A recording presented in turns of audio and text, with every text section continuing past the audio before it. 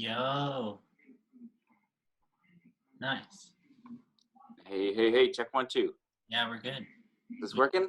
Yeah, dude. Sweet. Hey Brandon, how are you, man? Sorry, took me so long to get my ass over here. Oh, no worries, dude. Gave me a reason to play some guitar. So, Sweet. yeah, dude. It's I don't know. It's been a crazy day already in terms of the homestead. I guess not nothing bad. Just like I was mixing that song I sent you earlier, and I don't know. I taught a lesson earlier, and I don't know, just normal things. But yeah, I mean, kind of like you were saying, it's just like, dude, I totally lost track of time. It's like I don't even know what day it is anymore, or what time it is, I or woke up yesterday and I could legitimately not remember what day of the week it was, which is not that uncommon, but it was particularly melty in my brain. yeah, Where in the world are you? Colorado. Okay. Totally. It's I've been here for almost 2 years. Fort Collins, more specifically. Okay. It's like an hour north of Denver, I suppose. Okay. Which is getting hit pretty hard, I would say. Denver is? Yeah, dude. I mean, there's like, just from my perspective, there's a lot of homeless people, a lot of older people, a lot of people in poor health already, and it's really it's expensive to live in the Denver, Colorado area in general. Like, you could pay like $1,800 or something for a 1-bedroom apartment, like easy. Yeah, And that's high. yeah, it's really high, and just with that comes with a lot of other things. So I saw they're like, it was either yesterday or today, about that they're opening like 2,000 extra beds for a convention center for like hospitals. Which is pretty crazy. It's like people that I know that I've like played with, not recently, but maybe in the last year or so, have gotten COVID. People, that like, that people's music that I've played, songwriters, John Prine, like people's tunes that I've played are passing away, and it's like, man, this is real in that sense. Everything's been no businesses, no shows, no whatever for over 20 days. Yeah. Oh yeah. We're in the same boat. Things are not as dire here as it sounds like they are in Denver. I mean, Winnipeg is not anywhere near as densely populated a city or a region for that matter. It's pretty comparatively pretty sparse. So we're in good shape that way, but everything's shut down. Touring's all like, I won't be going on the road again until at the very earliest November or even December.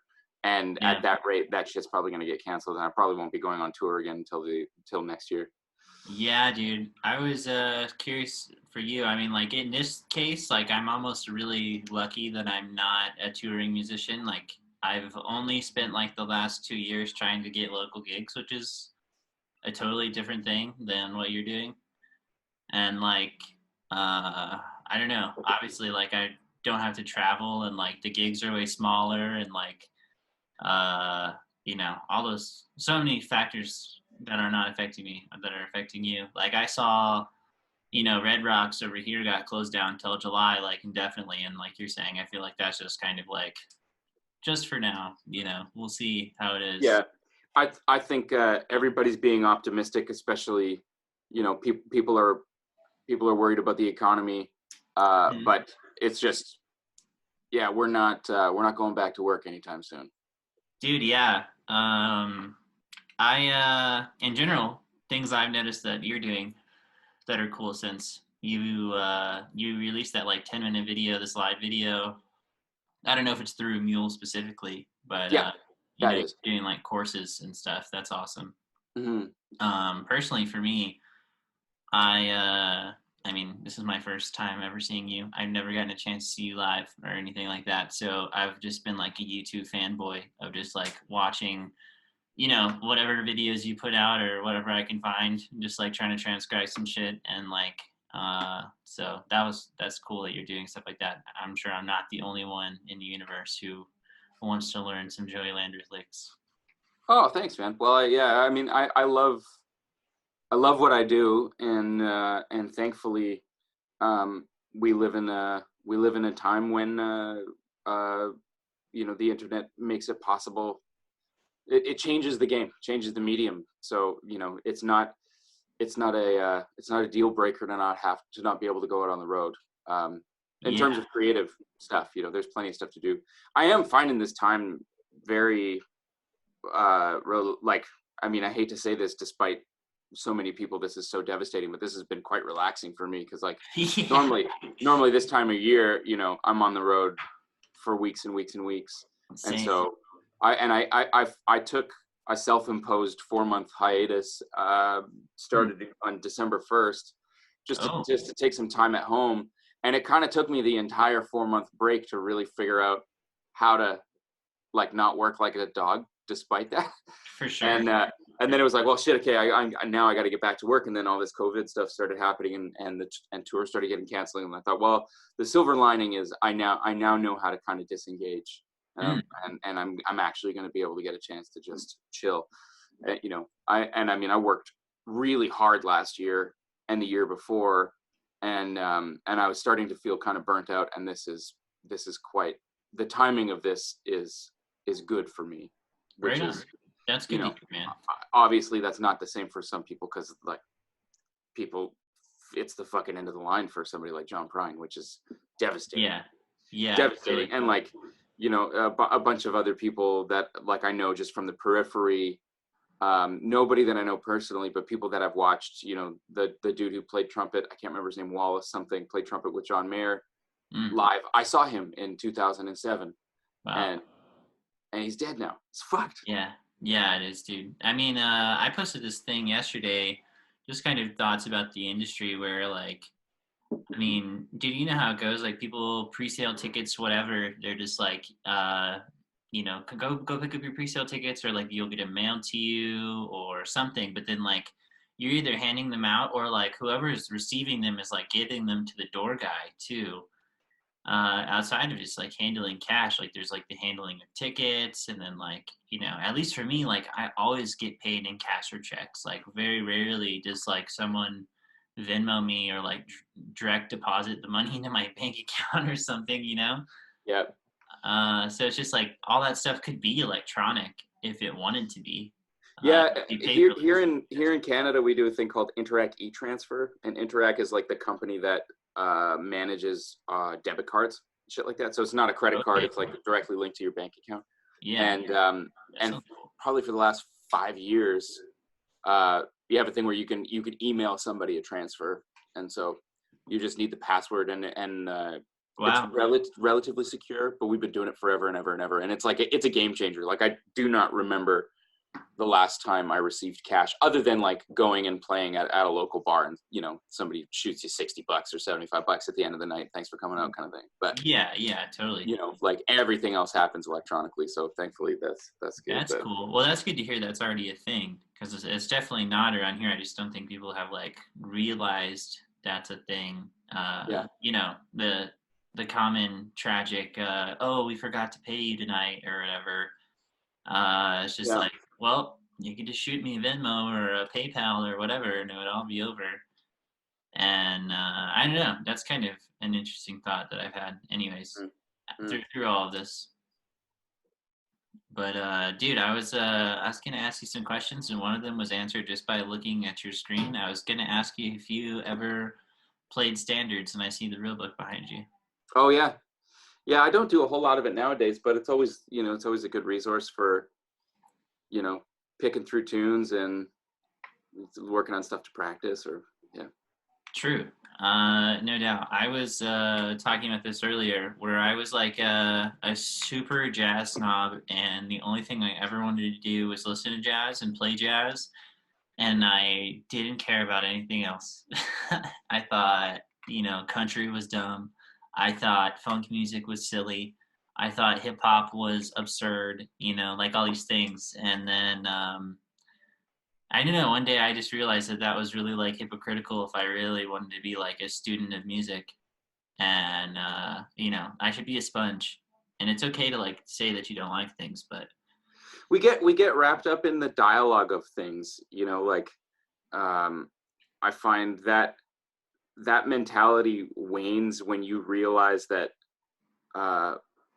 that communication musically happens beyond just the individual note choice. You know, you listen to something like um, Albert King, and the way that he plays one note. I mean, there's it sounds like one note, but there's so much happening the way he bends into it, which pickup he's on. There's so much information, and I think people are really quick to dismiss that as primitive music because it's not, you know, it's not like that. So it's like, then how could it be sophisticated? But when you think about, well, like I had this massive breakthrough. Yeah. With Albert King. Oh. When I don't have is my amp on? Let me flip on my amp. I'm in.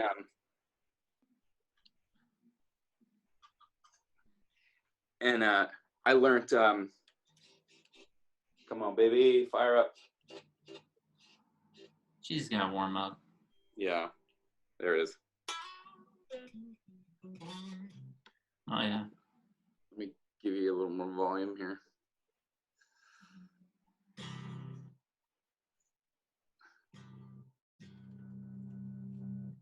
So like this lick,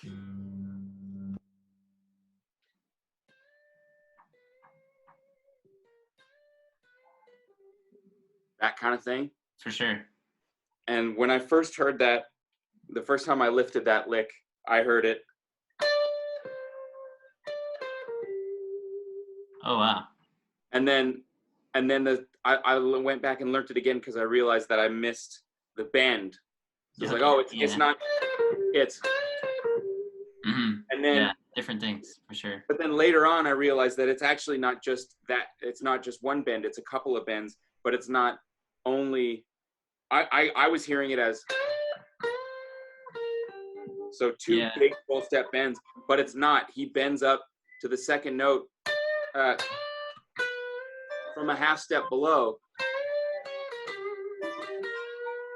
And then, oh yeah, wow. And then the other thing that he does is when he plays a minor third, he pushes it sharp. For sure. And like that kind of shit is like you there's no way to really necessarily notate that because it's obviously like true. It could be like microtonal, but it's not. It's just feeling, and that's what music is. And when you listen to like hard bop, that's what those guys were doing too. They weren't sitting around, discussing. Well, I mean, some of the old guys definitely were absolutely super intellectual about it, but a lot of it wasn't. It was transcendent of that. And I think we get the point I'm trying to make is I've watched a lot of people get wrapped up in the discussion of the language as opposed to just receiving the language, Sure. And like being a guy who travels around a lot, and you hear like going to places where English is the first language, but it's not the same kind of English that I use, and you can't say that it's not English because it is, but it's just not my English. And you realize like coming home and hearing people go, oh, you don't speak properly, or using this kind of slang makes you sound dumb or whatever. It's like you're missing all the culture that comes with that language. And it's the same with music. There's so much culture built into the language of the music that if you're just sitting there lifting the note, you're missing the point entirely. And I sat down with a friend of mine who was like a really, really great, very great player, but was looking for some advice on how to learn how to play rock guitar. And I said, well, the first thing that you need to do is, because it's not about the notes. You're a great musician. You know what the notes are. The thing that you're missing is the execution. So you have to get really nerdy about, what string are they playing on? How, like, what kind of pick are they using? Those are the kind of details that will get you from just learning the outline of something to actually learning the whole body of something. And it's not, in rock music, it's the right pick, the right guitar, the right amp, the right touch. Touch is everything. Like, especially My old man has been telling me that my whole life, and I never believed him. I never ever believed him. I don't know. He taught me how to play guitar when I was like 4 years old, and I was like, oh, it's whatever. And then, some bullshit happened, and I ended up with like a $200 guitar, and I probably played like 400 gigs on that thing, and no one ever, in fact, people came up to me and were like, wow, you sound so good. And I was like, if only you knew I was using a $5 slide on Amazon, and I have the world's shittiest Mitchell acoustic guitar, and like an SM57 for my vocals, and no one ever was like, you sound like crap. Yeah. And I really do believe that it was the touch, I guess. I mean, that was what sold it for me. I remember even calling my dad and being like, you're fucking right. Like, after a gig one day, just being like, you've been telling me this forever, and I never believed you until right now that I just went home with more money than my gear's worth for this gig. Like, I don't know. But at the same time, you hear dudes like you who have like, $3,000 guitars and equally as expensive amps and pedals, and it's definitely noticeable. But it's like minute differences. But it really is subtle. It really becomes subtle. And the thing for me is, I mean, I spent the first part of my career playing on a $150 parts Strat. That black Strat that I had with the gold foil pickups. It was like the pickups were the most expensive thing on that thing. Yeah, I do know what you're talking about. And that was the guitar that I was playing when I started getting attention as a guitar player. It's crazy. And I listen back to recordings, and I can hear that guitar had limitations, but it never sounds bad. Yeah. And to me, like, as I grew to understand, what that guitar was capable of and how it wanted to be played, that was really the key. And like, now I have a very fine collection of guitars, but I don't know, they are the minute details, and the thing for me is it's just got to be inspiring. I mean, like, that's why I play this Gold Top all the time, is because it just inspires me. I have a rack full of really nice guitars that sound great, play great, look great, but this is the one that I want to play all the time, just because it speaks to me. When I pick it up, I feel something and I want to play. Yeah. And it's not like the other guitars don't do that, but this one just does it the most.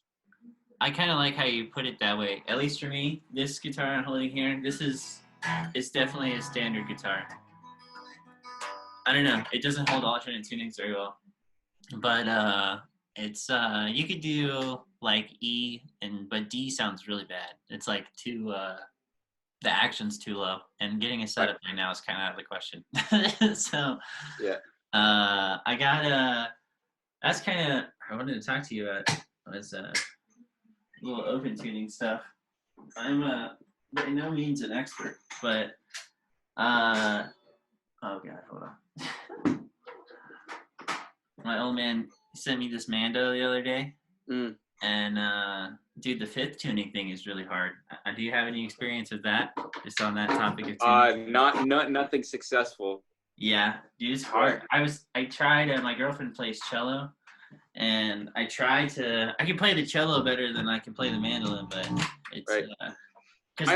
I understand the open fifth thing a little bit better, because there's a lot of fifths in open E. Well, not a lot of fifths. There's 2 fifths. Yeah. But I guess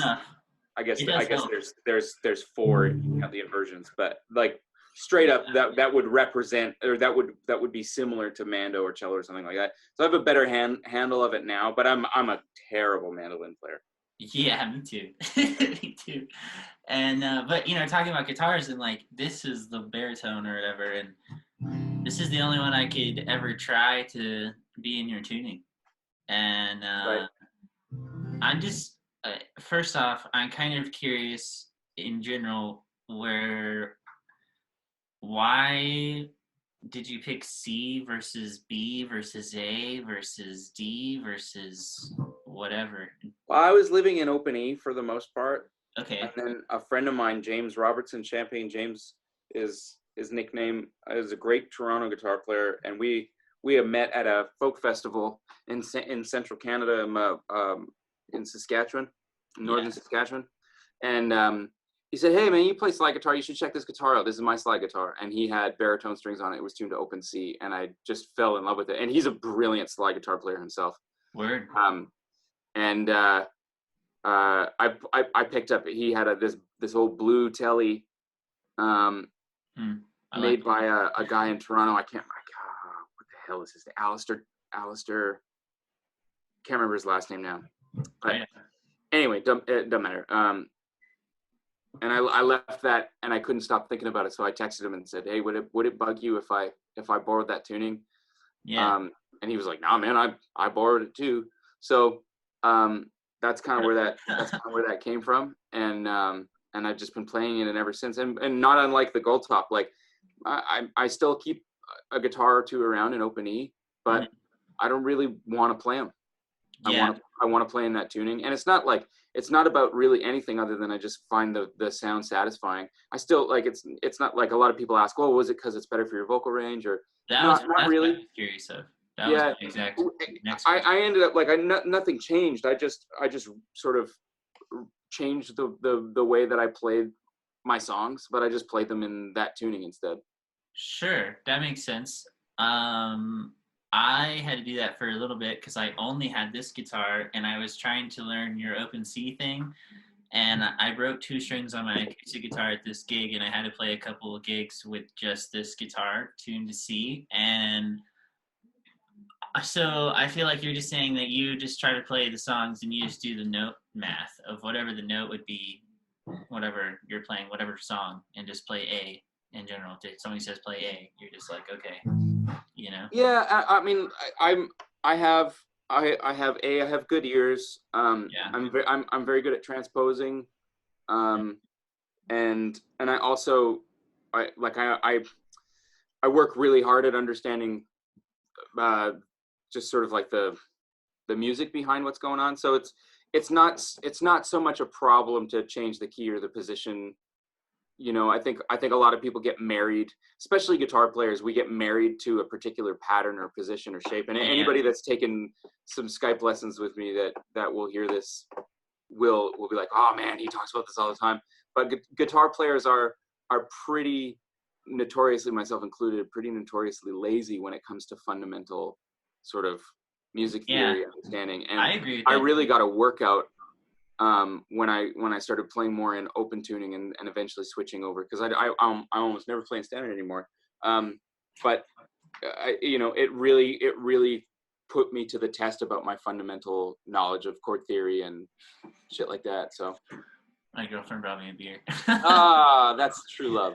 But dude, that's cool. Because I guess in general, I've kind of right now I'm in between where like I spend a lot of time, like that's everything that I've released recently has been on baritone or lap steel.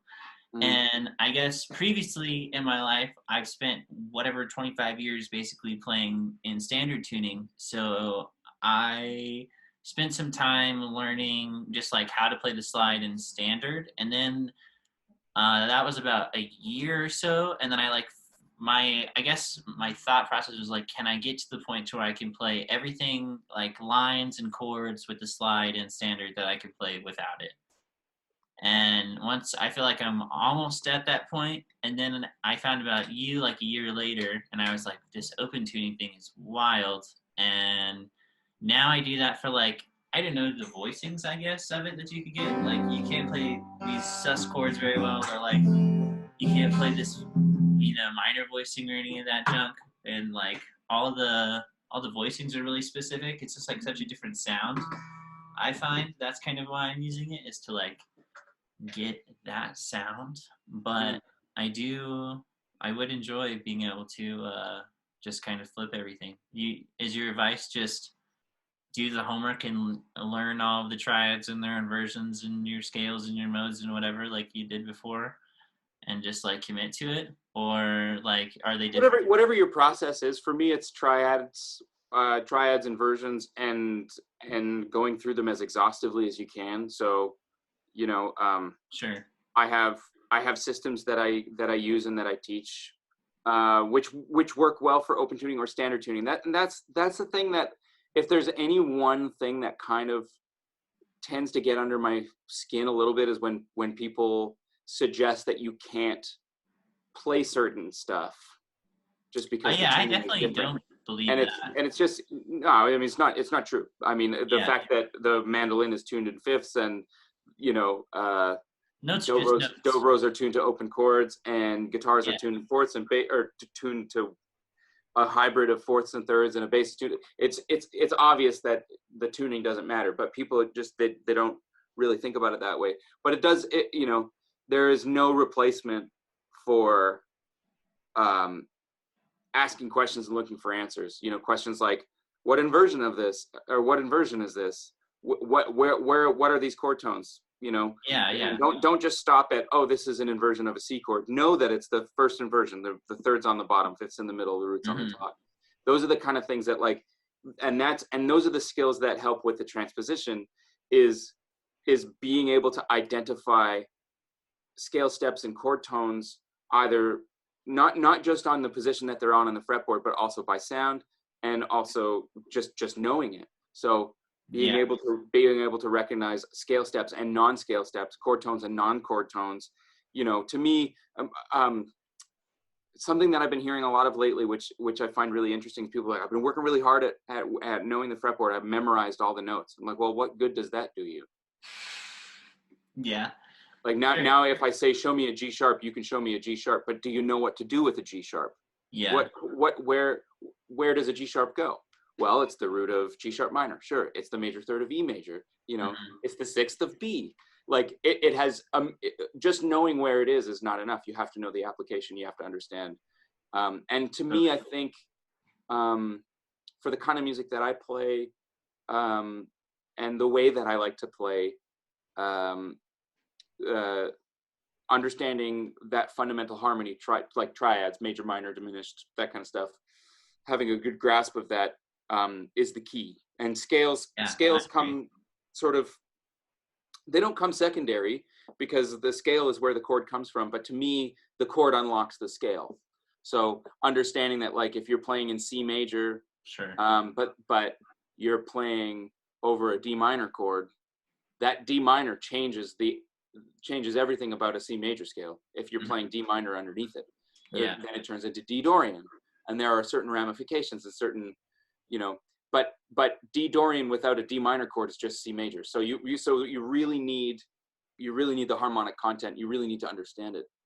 Yeah, I agree. And it's not rocket science. You don't have to have a degree in music, but I do really, really believe you need that stuff.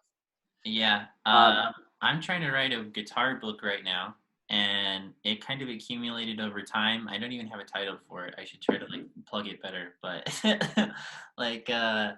anyways, I was doing it from lessons, and I was kind of everyone started asking very similar questions. I feel like you can relate to that, where it's like, I already talked about triads. I already talked about inversions.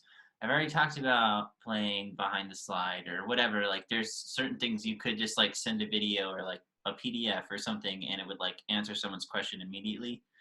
And I don't know, it was I don't need to talk about C major or arpeggios or something, because I could just write it down and send it to you, and then we could talk about it next week, and it would take you half of the lesson to learn this one thing, instead of just going and doing your homework. And we could talk about something way more useful in the time that it would take for me to show you this really mundane thing, like modes or scales or arpeggios. I mean, those things are cool, but they're also kind of mechanics, like you're saying. It's needed. And I say that the top 5 sounds that you need are major, minor, all of them, natural, harmonic, and melodic. And then I would say whole tone is kind of important, only because it gives you sharp 5 and sharp 11, and then half whole diminished. And I don't remember how many I listed. I think that's as many as there are. But knowing all of the arpeggios and all the modes of those scales, and that's every sound that ever exists in music. kind of, yeah. So like if you could do that and you know triads and you know your chords and you know your extensions and you know your scales and you know your arpeggios, and you know how to actually like play the guitar, then it's just like you're saying, then like hearing the music that's in your head and playing the feeling and using that information. But like I feel like in general that stuff's really like it's important. I don't know how people would survive, at a level to express themselves freely. Well, and I think some people have managed to tap into, um, I hesitate to use the word like transcendent, but some folks are not hindered by uh, by the grammar of the language.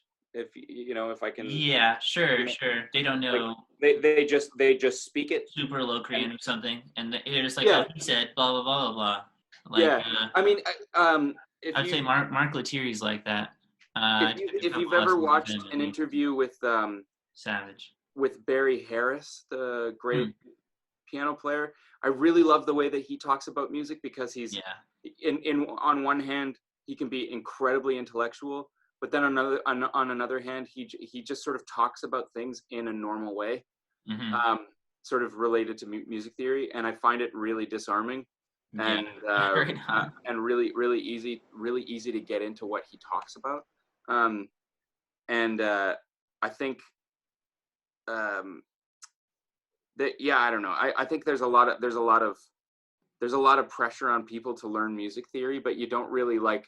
I mean, I get people coming, yeah, I kind of feel like I need to bone up on my theory, and I go, okay, well, what are you after? Like, well, I don't know. I just think if I learn my theory, then I'll be better. Like, well, Yeah, not really. I think you're missing. Like, let's talk about some specific things that you're looking to. Like, would you like to Yeah. improve your ear? Would you, do you want to expand your vocabulary? What I have noticed with guitar players is everybody at some stage is looking for a quick fix, myself included. Like, I won't exclude myself from that. Like, I have to challenge myself all Yeah. the time to stay active and present I in my think those are practice. the things I listed are like when people ask like I need to brush up on my theory or whatever, and it's like I feel like that's what they mean is like, do you know those things? Can you literally check off every single one of these arpeggios and chords and modes and Yeah. everything and just tell Yeah. Do me? you know all your inversions? Do you know the open Yeah, voice and the closed voice version of these triads? Do you know the sure. drop twos? Do you know the drop threes? Yeah, yeah, and that's Yeah. it's kind of silly, but like I guess for in general I'm thinking about it more of like just to save other people time because it's a lot of time to explain those things. So it's like if I could just send them a book or a PDF or something and be like, just learn this, $5, just do it, Yeah. Yeah. And I don't know. I'm trying to get that going, and Cool. Well, good luck. dude, I have so much time in my hands. I have no excuses now. And it's the only thing. It's the only thing that matters.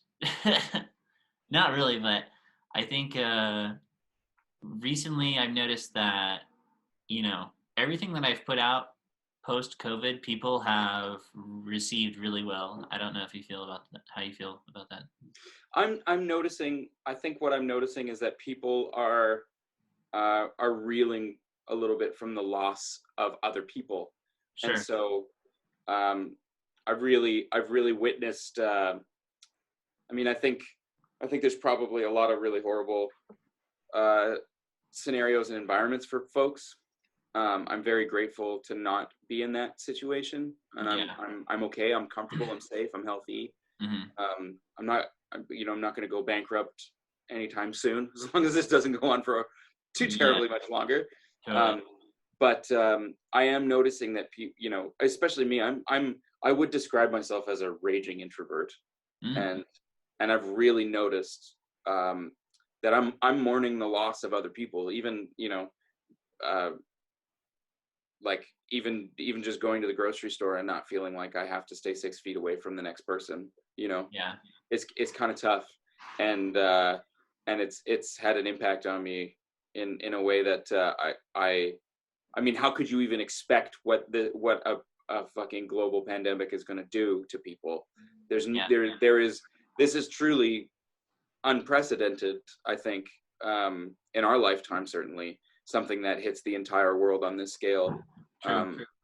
I mean, I don't want to present myself as ignorant because maybe this has happened before, but I don't know of anything that's happened like this. I mean, I'm sure obviously AIDS and Ebola were devastating, but they didn't affect the, absolutely potentially everybody on the planet. True, and as quickly, I think either one of those things didn't happen in like a month for the whole world. Well, I was looking at numbers like something came across my feed, and I'm always careful about quoting the internet because I know that it's not always factual. But I saw something somewhere where the numbers were quite literally exponential. Like it was like there was whatever 80 cases, and then the next time that 3-4 days later there was 160 cases, and then there was 4,000 cases. It just exploded. I agree. That's how it seemed around here. It was like, oh, there's 10 cases. Oh, there's 100. Oh, there's 400. Oh, there's 1,600. Oh, now there's 10,000. And it's like, holy shit. And those are just people that are getting tested. There's people howling outside. Have you heard about the howling? I don't know if it's just a Colorado thing, but like every day at 8 o'clock, people just go outside their houses and just howl like maniacs. And it's like literally the whole neighborhood. My neighbor, who's also happens to be my manager, but he lives on the same suite on the third floor of my building. He plays Sandstorm by Darude every Sunday at 5 o'clock out his window, and everybody on our street, like our building, backs onto a street that goes basically perpendicular. So our building is here, and then there's 2 rows of houses, and then so at 5 o'clock on Sunday, everybody comes out and raves for 5 minutes. Fucking sweet. It's good for the soul, honestly. It is, and it's nice to see people smiling, and despite how ridiculous it is, it's actually I look forward to it. We all, I make a cup of coffee and go sit outside and listen to Sandstorm. With my neighbors, also maintaining respectful distance from each other. But hey, how are you? No, and that never really happened before, at least for me. And it's very strange. I don't know. I mean, Canadians seem nice. Everyone I've ever met seems pretty nice. You seem pretty nice. Yeah. Canadians are nice. We can also be fucking assholes just like everybody else. For sure. Yeah. But just like I'm originally from Texas, I guess, as I'm wearing the hat. Yeah. And everyone, Southern hospitality is real. I'll say that. Like, everyone's so nice. Just like, I'll give you the clothes off my back. Do you need food? Like, here's some money. Like, I don't know. But, and then not even going that far north to Colorado. I mean, 14 hours north is pretty far, but. Yeah. I don't know.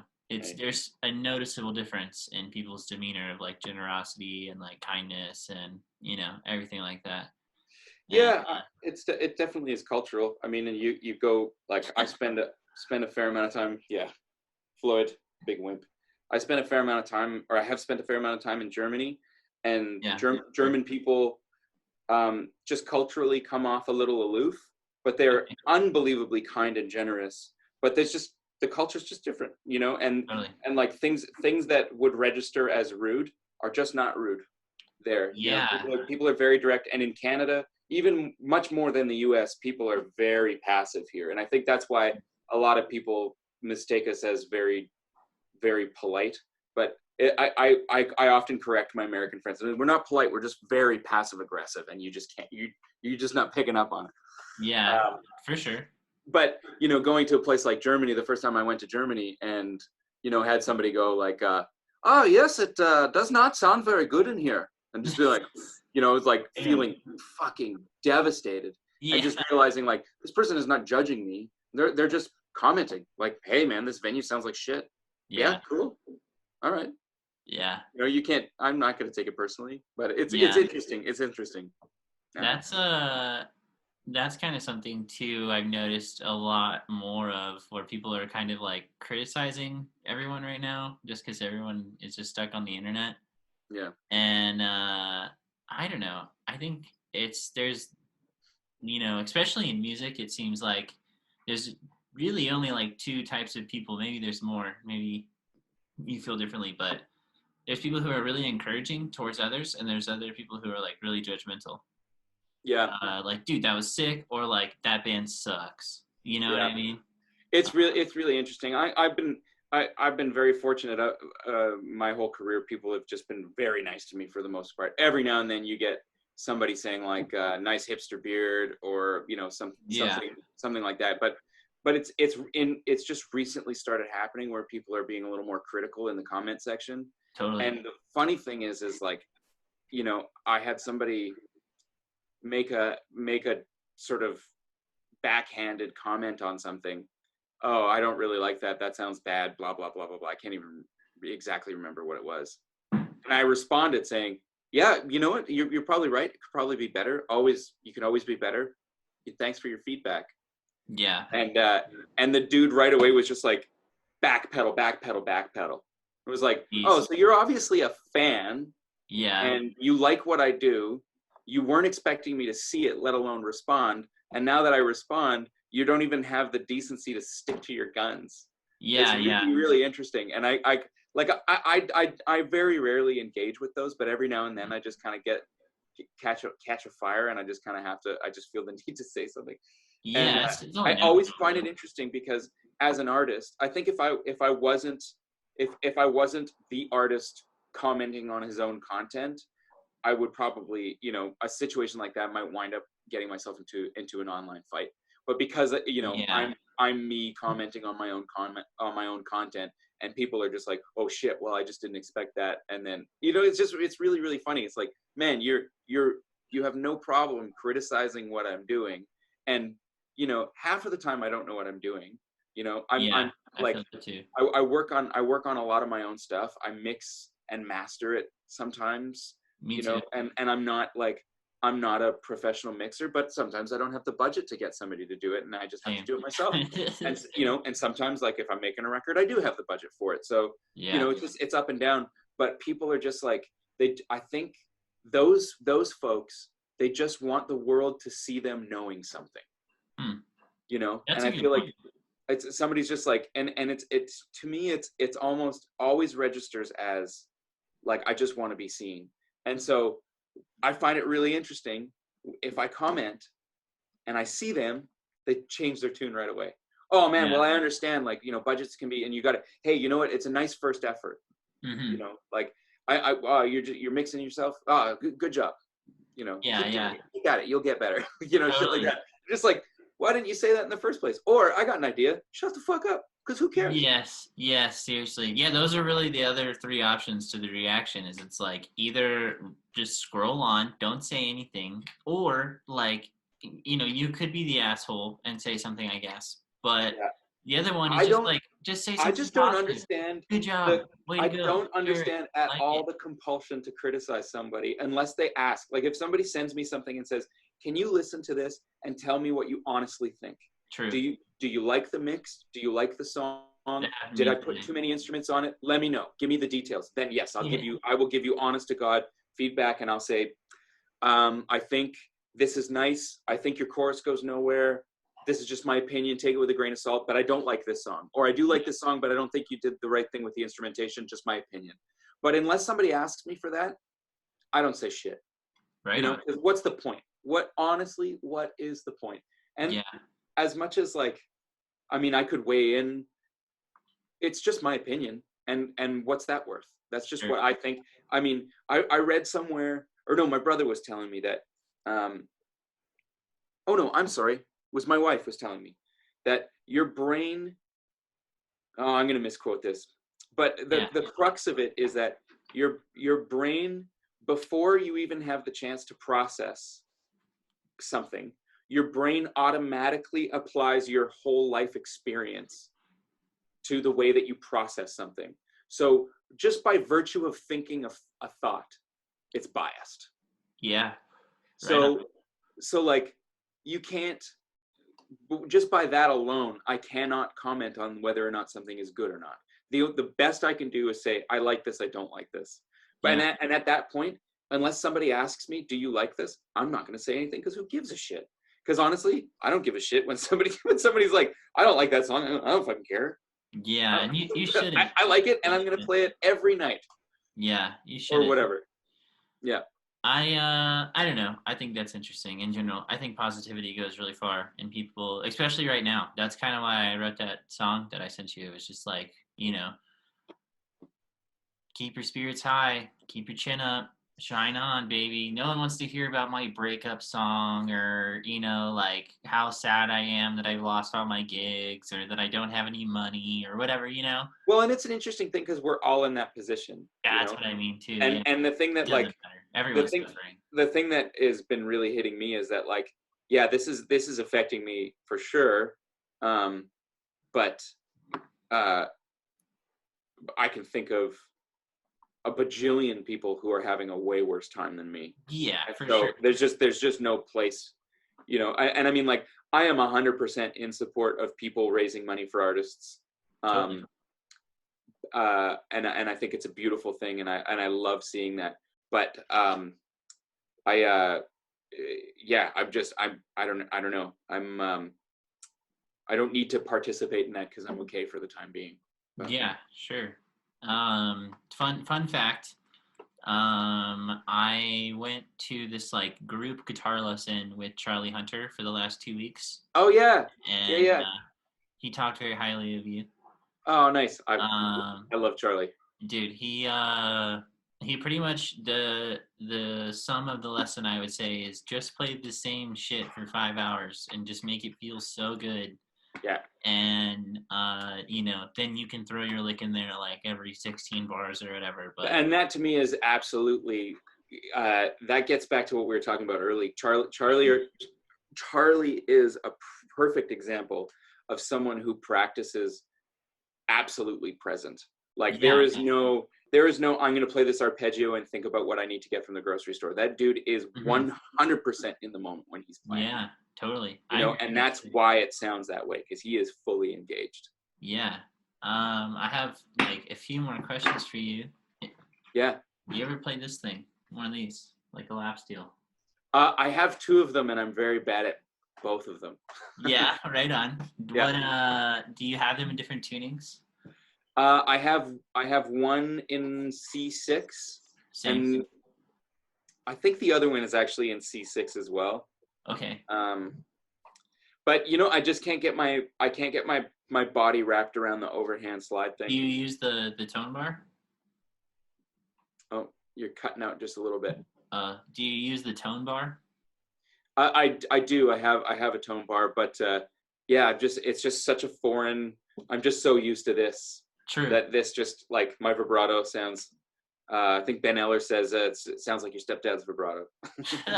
Yeah, it's hard for my hand just to hold it like that, and my hand gets all like cramped up. I'm like, oh my god. Sorry, dude. It's stalling again. I'm not sure if you can see me and hear me, but. Let me do this. Oh, there you are. I got you back now. You're frozen, but I can still hear the audio. Oh, let me close some shit down.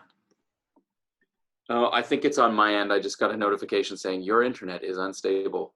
That is an interesting product of this whole thing. Is like my whole apartment building is at home watching Netflix, so the broadband is pretty shitty. No worries. Yeah. Cool. There we go. Okay. Yeah, right on. I bet it was me, but in general, my question was going to be, how did you work on singing so high? Singing so high? Yeah. Oh, do you mean like the I can't win thing? Yeah, it's just like rude, bro.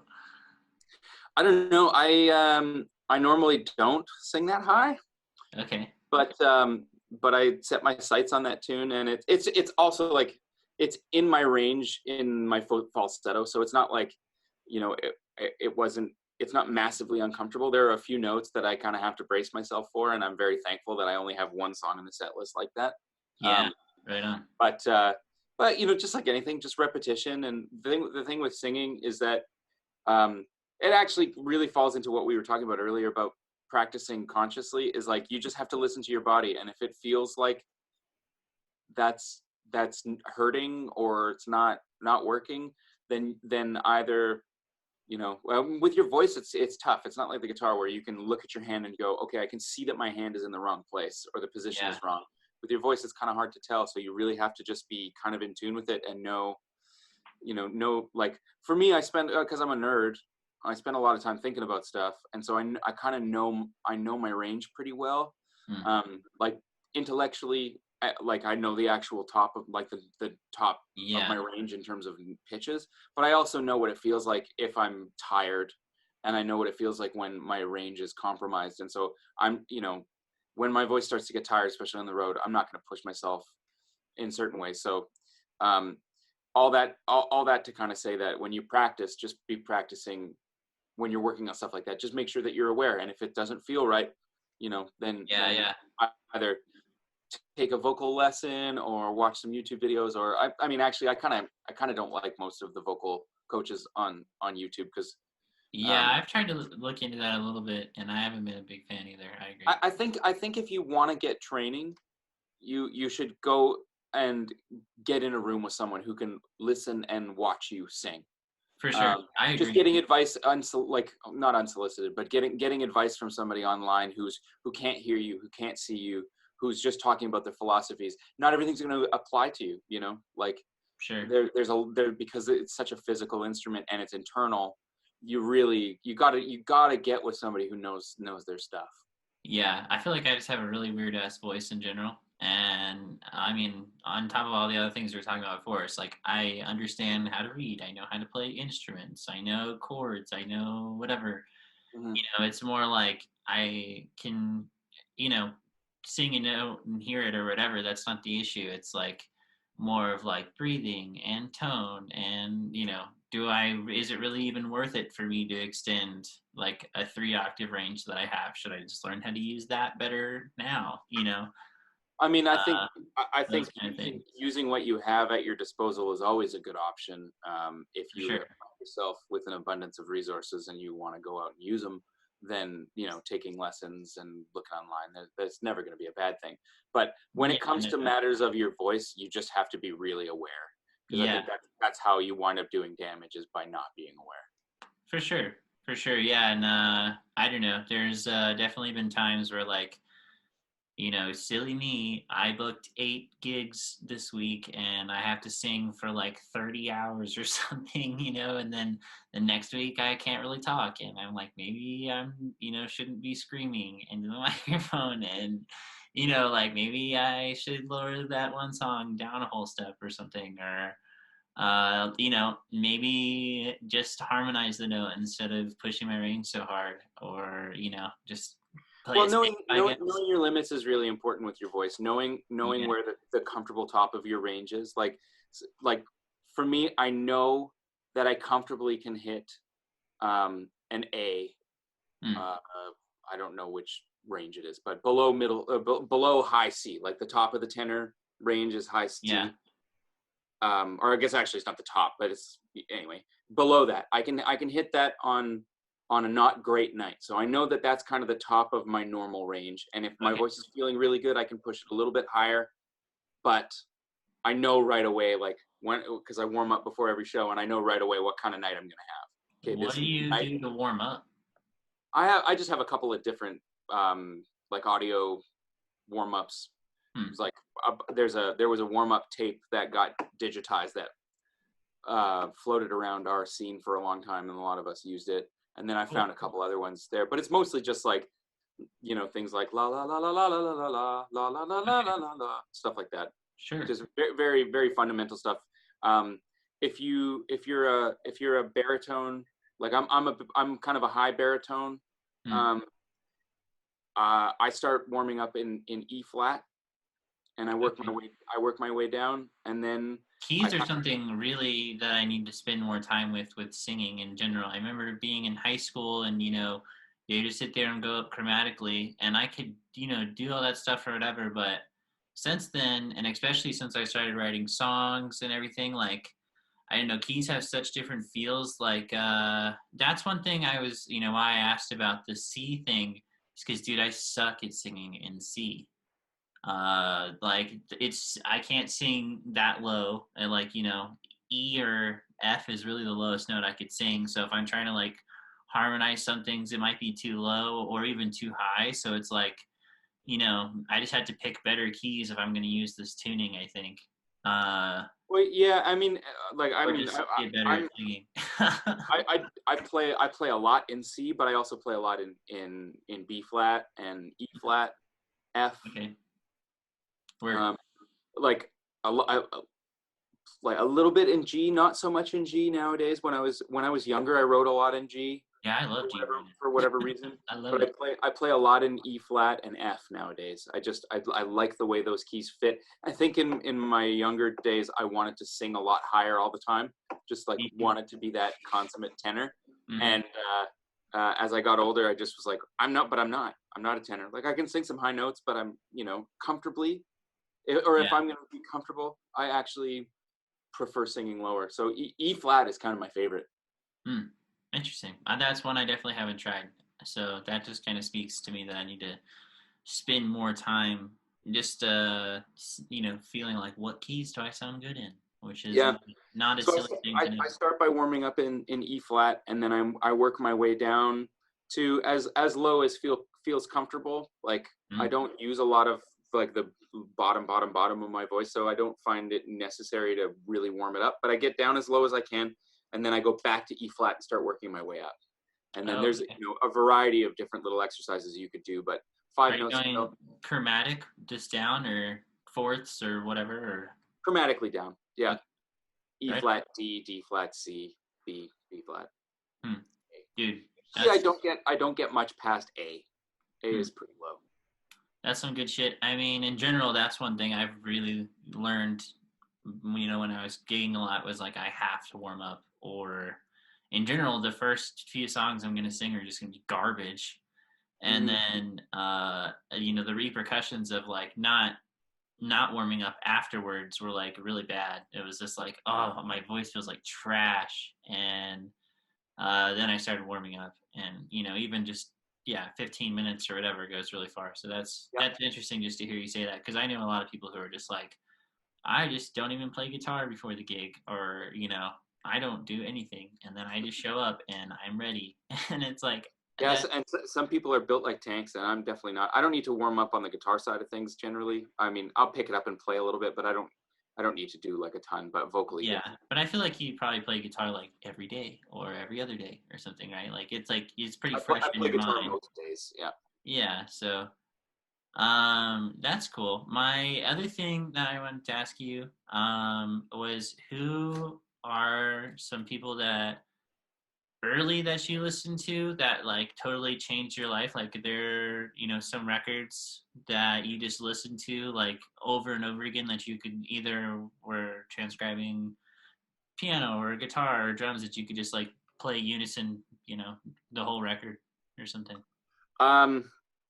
Stevie Ray Vaughan, Jimmy Vaughan, Robin Ford, Mike Landau. Those were my first heroes. Okay, I don't know Mike Landau. What is he from? Mike Landau is an LA session guy, and he's played on, I guarantee you've heard his playing, but he famously, what are his big gigs? Well, he plays with James Taylor. That's one guy, but his solo music is like, somebody described him as the love child between Jimi Hendrix and John Coltrane. Cool. And I agree. I agree with that assessment. So he's like, he plays a Strat, he plays fucking loud, but he's just got this really adventurous vocabulary. But he's also just a total session whiz.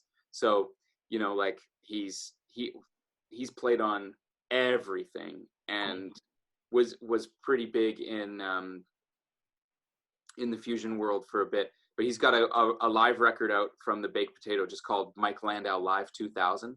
Cool. And it's one of my favorite guitar records ever. Because the music is not, it's instrumental, but it's not really guitar-y, at least by guitar standards. It's very compositional. Right. It's super fun, super fun. So check him out. Okay, word. And who are you listening to now? That's kind of the other half of that. Who am I? You know what? I've been listening to a lot of Shostakovich, Dmitri Shostakovich. Okay. And I take these lessons with this guitar player, musician guy from Toronto, who's like we connected on Instagram over just being music nerds, Cool. and I realized very quickly that he is a tremendous resource. So I get together with him every so often, and we just talk music. And he turned me on to Shostakovich, and particularly Keith Jarrett's recording of his sort of Opus 87, which is Okay.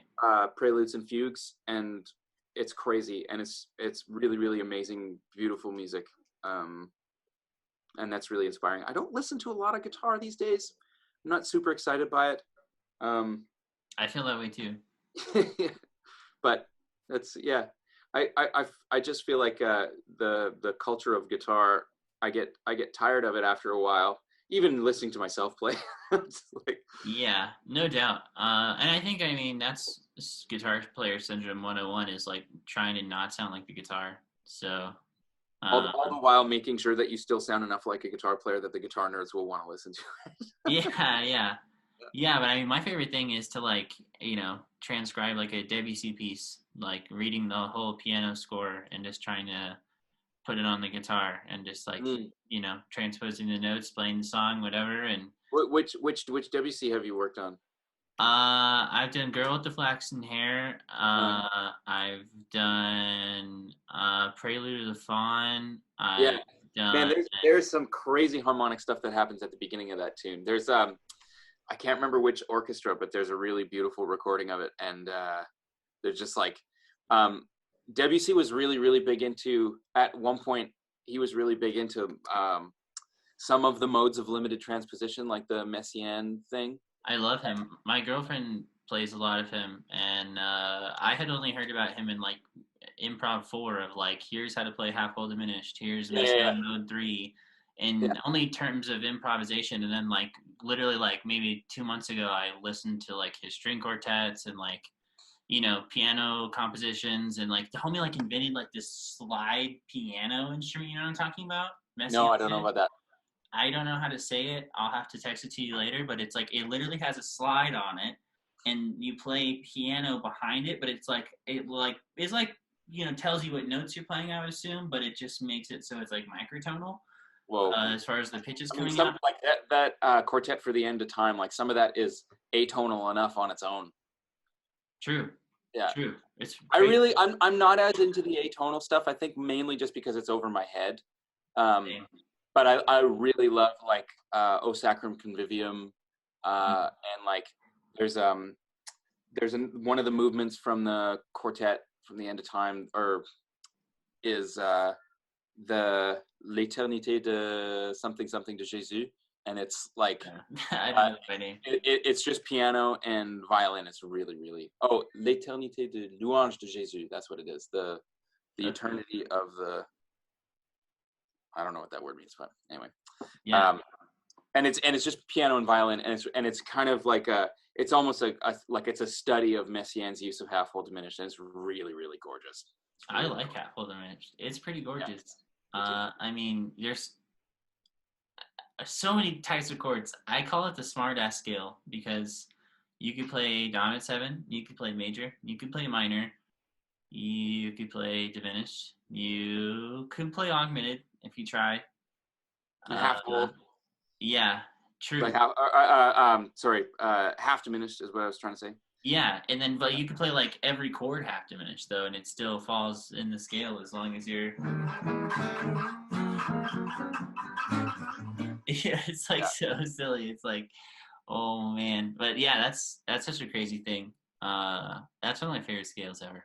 But you did on the last note, are you into Bach at all? Have you?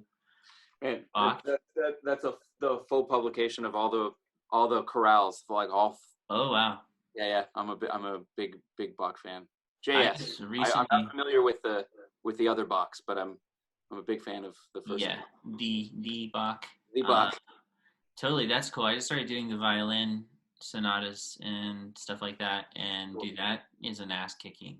Oh man, I believe it. I've been working on one of the chorales. Yeah. On and off, and it's. I mean, yeah. I mean, it is such a. Man, they made music differently back then. Makes me feel pretty dumb about how I make music True that. I mean, his lines are like just pure chords, and his chords or Check out lines. that Shostakovich recording, the Keith Jarrett one. Okay, Uh, definitely. the fugue in G sharp minor is crazy, and like at one point he's playing the main theme in two different keys in both, like one hand is in one key, one mode, and then another hand is in another key in another mode, and then they're offset by like a quarter note. So it's crazy, but it still somehow makes sense musically. It still sounds beautiful, which is like, it's like advanced chemistry trying to make this shit work and following the rules, but having it still sound really good. And then I'm like, I'm just trying to find 4 chords to string together so I can talk about my feelings. Yeah, I don't know. The only reason I kind of ask you about that is when I listen to you, I think of like R&B, a little bit of like the Stevie Ray Vaughan did not surprise me. I definitely think of the blues, and then kind of like the like whole hipster indie thing, like 2000 to 2012. I felt. I don't know if you I was there. resonated with that. Yeah. In Canada, like do like Tokyo Police Club and shit like that. Oh my god. So into that back in the day. I never I really hear got that. into that stuff, but I mean, it was just around, Yeah, I just kind of feel that vibe. Maybe that's just the region thing. Maybe I don't know, but it's and then like I hear like church and classical music, but also jazz, and I don't know. I was just comes the questions of the classical and the jazz, but it's Cool. Well, I appreciate that. interesting to hear that I was correct. But dude, it is a pleasure. Thank you for hanging, and I finally got my shit together and figured out how to put these things on YouTube. Sweet. So if that's cool, I'll upload this. Absolutely. And yeah, just trying to do one of these as much as I can and release one every day, and trying to make some money off YouTube, I guess. And Well, good luck. If you figure out how to do it, let me know. yeah, dude. I mean, maybe I'll be the next Adam Neely, and who knows? But it was a pleasure. Seriously, huge fan. Let's hang soon. Yeah. Peace out, dude. Stay safe. Thanks, Brandon. Stay safe. Take care.